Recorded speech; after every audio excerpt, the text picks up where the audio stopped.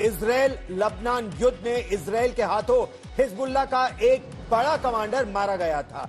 Hezbollah के drone chief Hussain सुरूर का एक नया वीडियो सामने आया है। बताया यह जा रहा है कि हिजबुल्लाह का ये जो सीनियर कमांडर है, एयर और मिसाइल चीफ इसे हिजबुल्लाह का कहा जाता है, कुछ समय पहले ही ये यमन से लौटा था।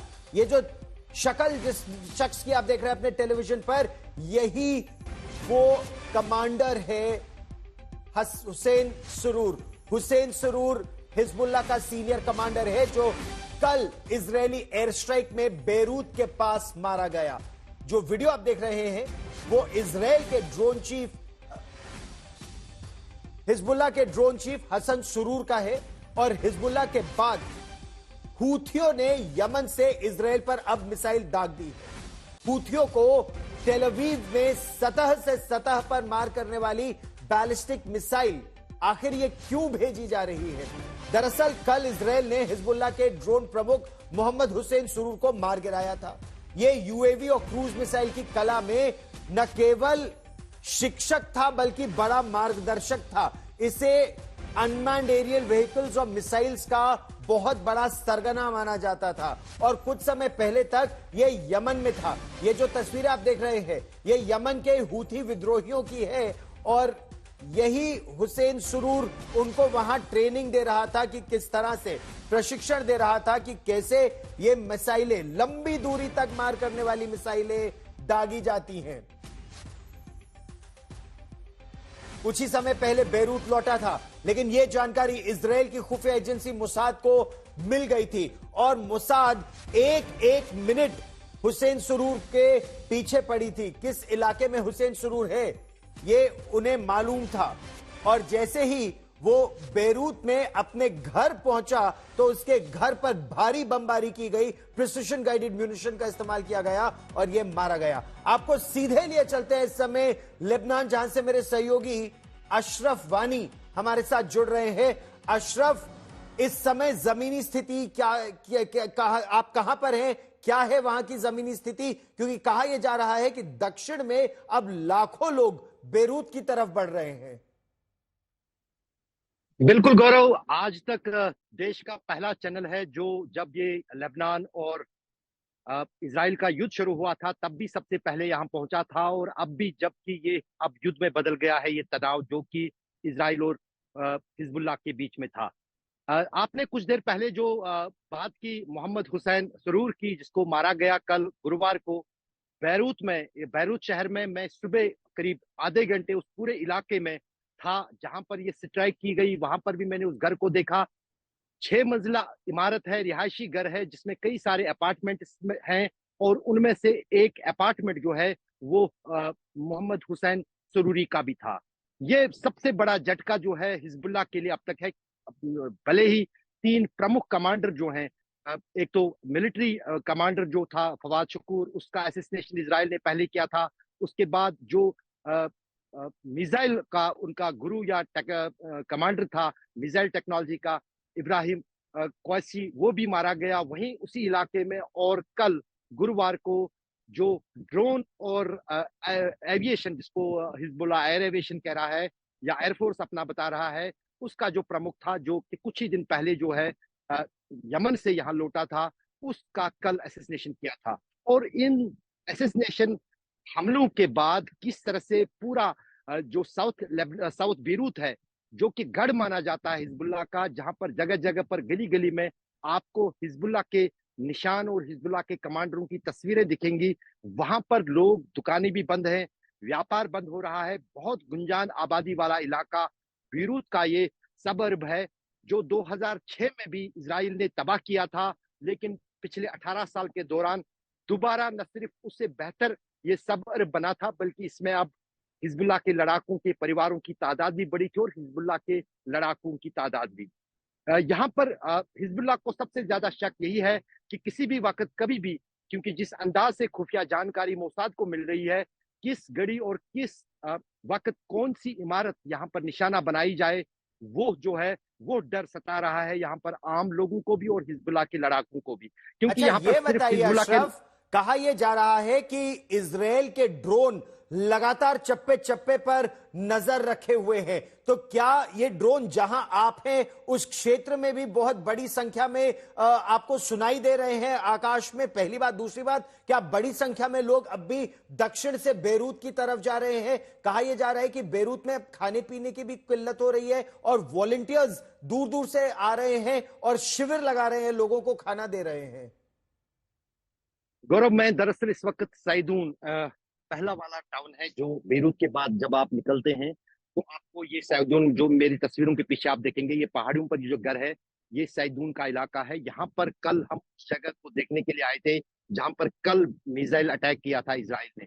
लेकिन वहां पर हिजबुल्लाह के लड़ाकू उस जगह को साफ कर रहे हैं। वहां पर अभी तक हिजबुल्लाह की तरफ से नहीं कहा गया है कि क्या मारा गया है, कौन निशाने पर था इजराइल के। जहां तक आपने ड्रोन की बात की, मैं इस वक्त ये जो सैदून है कोस्टल सिटी है, क्योंकि बेरूत के बाद जब आप साउथ लेबनान जाते हैं तो पूरा जो ये हाईवे है ये मेडिटेरियन सी के बगल से जाता है, जहां पर मैं इस वक्त खड़ा हूँ। एक तरफ मेरे ये आप देख सकते हैं मेडिटेरियन सी है, जहां पर अमेरिका के वारशिप्स के साथ साथ अमेरिका ने भी अपनी सेना की तैनाती जो है इस समंदर के भीतर बहुत पीछे जो है काफी ज्यादा बढ़ा दी है गतिविधियां अमेरिका ने, ताकि उन्हें पता है कि यदि फुल स्केल वार लेबनान और इजराइल के बीच में होता है जी। तो वो किस तरह से पूरे खाड़ी के क्षेत्र को जो है अपनी चपेट में ले लेगा, जिसने किसी हद तक लिया है। क्योंकि जिस अंदाज से ना ही फ्रांस और ना ही अमेरिका की जो बैकिंग थी कि कुछ ये युद्ध विराम हो यहाँ हिजबुल्लाह और इजराइल के बीच में, उससे पहले तो इजराइल ने साफ इनकार कर दिया कि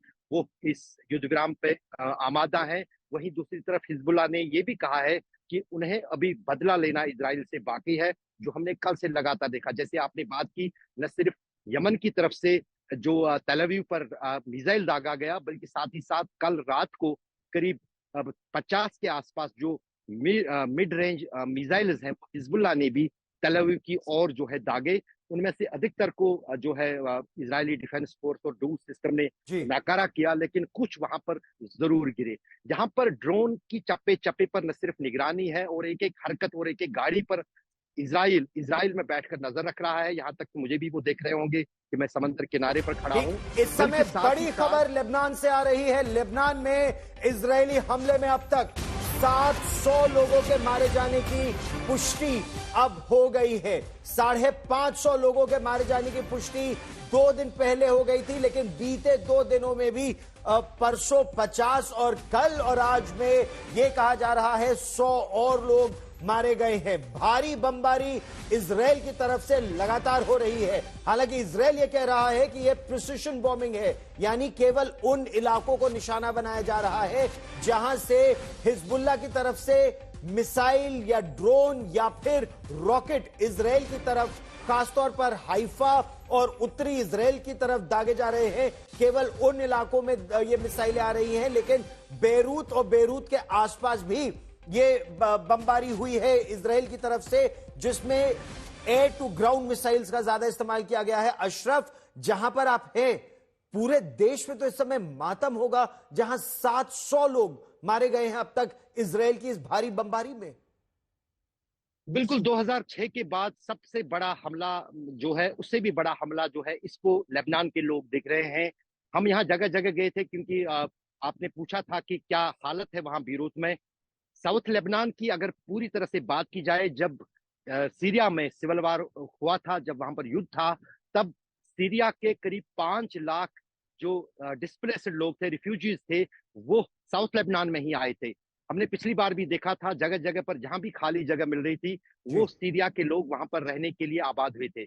लेकिन हिजबुल्लाह को अब सीरिया के उन लोगों पर शक हो रहा है, क्योंकि उनमें से कई सारे लोग हिजबुल्लाह में पेंट्रेट करके वो जानकारियां इजराइल से साझा कर रहे हैं, जो कुछ हिजबुल्लाह के लोगों का कहना है, कमांडरों का कहना है। और न सिर्फ उनको कहा गया यहाँ से निकलने के लिए, बल्कि अब साउथ लेबनान के कई सारे परिवार जो हैं बेरूत आ गए हैं। और उसके बाद पहले 2 दिन जब ये लड़ाई शुरू हुई थी हिजबुल्लाह और इजराइल के बीच में, तो कई सारे लोगों ने सीरिया का रुख किया था। लेकिन उस सड़क जो कि दक्षिण लेबनान से सीरिया जाती है, उस पर एक बड़ा पुल है, उस पुल को भी जो है नष्ट कर दिया इजरायली वायुसेना ने, और इस बीच वो सड़क कट देखिए, गई है। इजरायल अब ना ही कितनी सोची समझी रणनीति के तहत अशरफ इस ऑपरेशन को अंजाम दे रहा है। वो चाहता यह है कि हिजबुल्लाह के लड़ाके भाग ना जाए, उनको चारों तरफ से घेर कर वो ढेर करना चाहता है। अशरफ, बने रहिए मेरे साथ। एक और बड़ी खबर इस समय जो आ रही है, इजरायल ने दक्षिणी लेबनान पर ताबड़तोड़ एयर स्ट्राइक्स की है। कल के हमले में उसने हिजबुल्लाह की ड्रोन यूनिट के कमांडर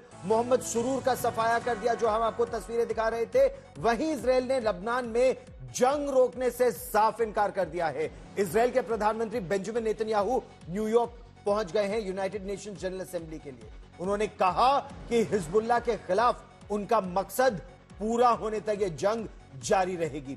इससे पहले व्हाइट हाउस ने कहा था कि अगर बेंजामिन नेतन्याहू मान जाए तो 21 दिनों का सीजफायर हो सकता है, और व्हाइट हाउस की कोशिश यही थी कि उनको मना लिया जाए। व्हाइट हाउस की प्रेस सेक्रेटरी ने कहा था बुधवार को इजरायली पक्ष की सहमति के बाद ही 21 दिनों के सीजफायर के प्रस्ताव का ऐलान किया था। इसके बाद अमेरिका और फ्रांस दोनों ही देशों ने संयुक्त राष्ट्र में, यूनाइटेड नेशंस में इसे लेकर एक संयुक्त बयान तक जारी कर दिया था, लेकिन कुछ ही घंटों के भीतर इजरायल ने इससे साफ इनकार कर दिया।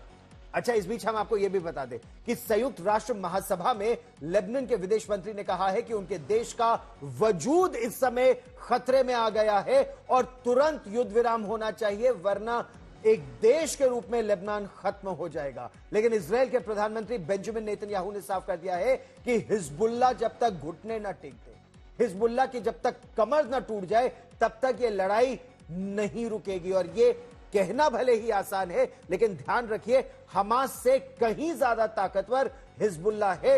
हमास को खत्म करने में या कंट्रोल करने में ही इजरायल को 1 साल लग गया था। देखिए ये रिपोर्ट।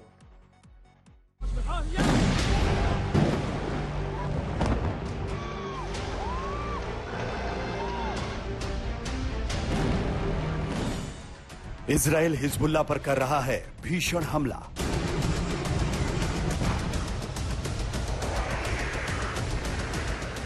लेबनान के वजूद पर आ पड़ा खतरा।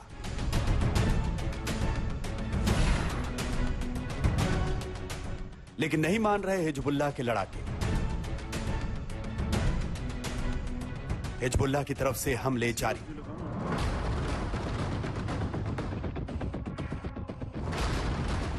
इजरायल ने हिजबुल्लाह की कमर तोड़ने का पूरा इंतजाम कर लिया है। इजरायल के ये हमले और तैयार टैंक बता रहे हैं कि लड़ाई रुकने वाली नहीं है। लेबनान के विदेश मंत्री कह रहे हैं कि उनके देश का वजूद खतरे में पड़ गया है, लेकिन इस बीच कुख्यात आतंकी संगठन हिजबुल्लाह भी पीछे हटने को तैयार नहीं। हिजबुल्लाह रह रहकर इजरायल पर हमले कर रहा है। ये उस वक्त की तस्वीरें हैं जब हिजबुल्लाह के लड़ाकों ने इजरायल के एक अहम शहर हाइफा पर मिसाइलों और ड्रोन से हमला किया। लेबनान की तरफ से इजरायल पर किए गए रॉकेट हमलों की ये तस्वीरें बता रही हैं कि किस कदर हिजबुल्लाह इजरायल को नुकसान पहुंचाने पर आमादा है। हिजबुल्लाह के हमलों में इजरायल के कई एयरपोर्ट भी आ रहे हैं।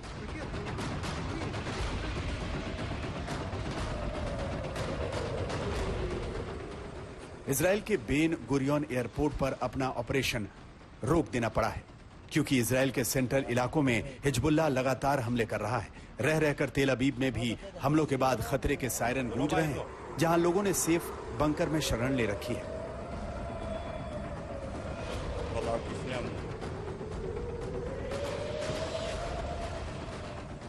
इजरायली नौसेना की एक इकाई शायद 13 भी हिजबुल्लाह के हमलों की जद में है। एटलिट में यह खास नेवल टास्क फोर्स है जो काफी मारक मानी जाती है। इस पर हिजबुल्लाह ने ड्रोन के जरिए हमला किया। एक तरफ हिजबुल्लाह हमले बोल रहा है तो दूसरी तरफ यूएन में लेबनान के विदेश मंत्री अलग ही राग अलाप रहे हैं।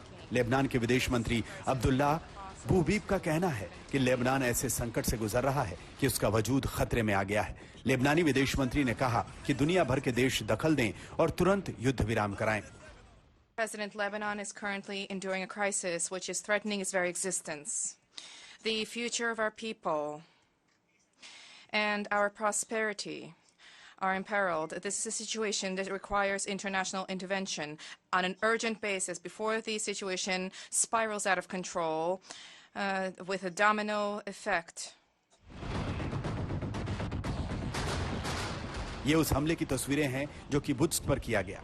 इस रॉकेट हमले में इजराइल के 3 लोग घायल हो गए थे। एक तरफ हिजबुल्ला हमले कर रहा है तो दूसरी तरफ यमन जैसे देश इजराइल की तरफ मिसाइलें दाग रहे हैं।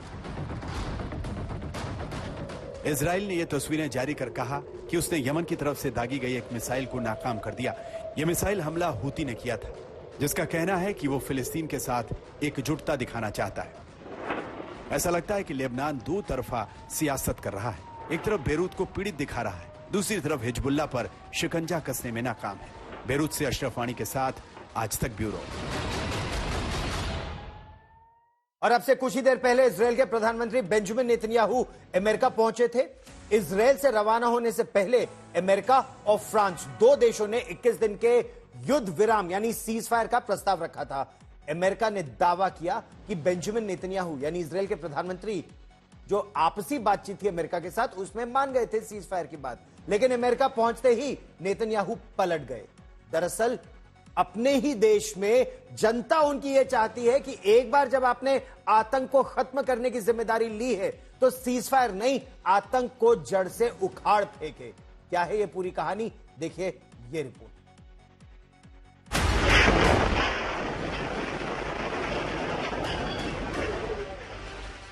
लेबनान युद्ध विराम के लिए गिड़गिड़ा रहा है, दूसरी तरफ इजराइल लेबनान में तबाही मचा रहा है।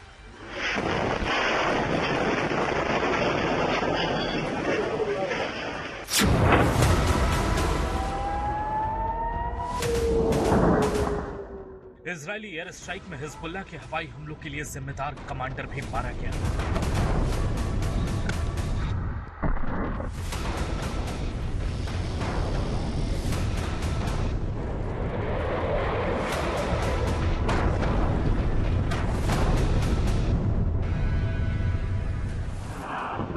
हिजबुल्लाह के गढ़ दयाह में हुए हमले में हिजबुल्लाह के हवाई हमलों के प्रमुख मोहम्मद सरूर को निशाना बनाया गया, जो क्रूज मिसाइलों और हवाई सुरक्षा के साथ साथ आतंकी समूह के ड्रोन बेड़े के लिए काफी हद तक जिम्मेदार था।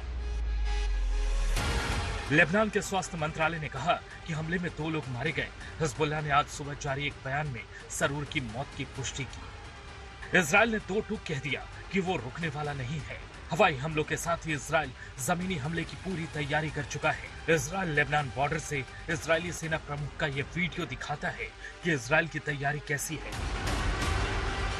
इजरायली सेना के प्रमुख हर्जी हवेली अपने कमांडरों के साथ दक्षिण लेबनान बॉर्डर पर पहुंचे। उन्होंने हमलों की रणनीति, हिजबुल्लाह के ठिकानों और उन्हें तबाह करने के पूरे प्लान का जायजा लिया। इजराइल के बेहद सख्त तेवर से मध्य पूर्व में महायुद्ध छिड़ने का खतरा है। इस खतरे को भांपते हुए अमेरिका और फ्रांस ने 21 दिनों के युद्ध विराम का प्रस्ताव रखा था। अमेरिका ने ऐलान भी कर दिया था कि नेतन्याहू ने हाँ कह दिया है, लेकिन इजराइल से अमेरिका के लिए उड़ान भर रहे नेतन्याहू ने रास्ते से ही ऐलान कर दिया कि इजराइल युद्ध विराम नहीं करेगा। और जब नेतन्याहू अमेरिका पहुंचे तो उन्होंने दावा किया कि फ्लाइट के दौरान ही उन्होंने हिजबुल्लाह के ड्रोन कमांडर का सफाया करने का हुक्म दे दिया था। ऐसे में युद्ध विराम का सवाल नहीं उठता। המדיניות שלי, המדיניות שלנו היא ברורה. אנחנו ממשיכים להכות בחיזבאללה בכל הכוח, ואנחנו לא נפסיק עד שנשיג את כל יעדינו, ובראשם החזרת תושבי הצפון